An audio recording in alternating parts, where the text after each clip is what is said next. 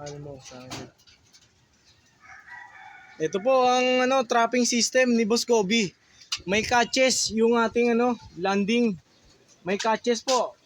Pag ayaw niyang papasukin dito yung ibon, ilalak lang sa catches. Ito po. At ang napansin ko, meron din siyang T-trapping. Dito po malaya pong bababa yung mga ibon.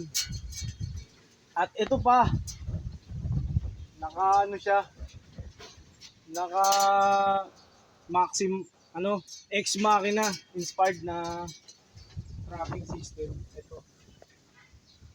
Ang ganda ng landing board niya. Yan po ang trapping system ni Boss Kobe, ang Kobe Log.